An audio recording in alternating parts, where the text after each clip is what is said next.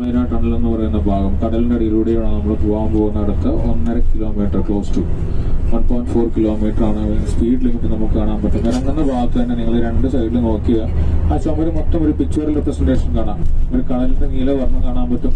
നമ്മൾ ഒരുപാട് circle designs കാണാൻ പറ്റും. ദുബായിൽ വരാൻ പോകുന്ന അടുത്ത ഫ്യൂച്ചർ പ്രോജക്ട്സ് ആണ്. ദുബായ് ഐലൻഡും അതുപോലെ തന്നെ ദുബായ് വേൾഡ് ഐലൻഡും ഫാം ജബലിയും പോലത്തെ പുതിയ പുതിയ മെഗാ പ്രോജക്ട്സ് ആണ് ദുബായിൽ അടുത്ത കുറച്ച് വർഷങ്ങളിൽ വരാൻ പോകുന്നത്. അതിന്റെ ഭാഗമാണ് നമ്മൾ കാണുന്നത്. ഈ ഒരു ടണൽ ഒരു സ്ട്രൈറ്റ് ലൈൻ പോലെ അല്ല ഉണ്ടാക്കിയിട്ടുള്ളത്, ഒരു കേർവി ആയിട്ടുള്ള ഷേപ്പ് പോലെ ഉണ്ടാക്കിയിട്ടുള്ളത്. സ്റ്റീപ്പായിട്ടാണ് പോകുന്നത്. ഇതിന്റെ ഒരു ഡീപ്പസ്റ്റ് പോയിന്റ് എന്ന് പറഞ്ഞാൽ 25 മീറ്റർ ആണ്, 25 മീറ്റർ.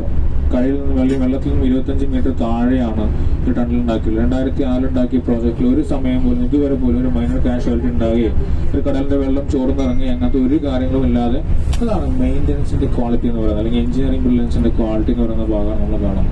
ഈ ടണൽ എൻഡ് ആവുന്ന പോയിന്റിലാണ്, എക്സ്ട്രീം എൻഡാണ്, പാംജിമയുടെ എക്സ്ട്രീം എൻഡിലേക്ക് നമ്മൾ പോകുന്നത്. 5 കിലോമീറ്റർ ദൂരം കടലിലൂടെ നമ്മളൊരു ബസ്സിൽ യാത്ര ചെയ്തിട്ടാണ് നമ്മൾ ഇങ്ങോട്ട് വരുന്നത്.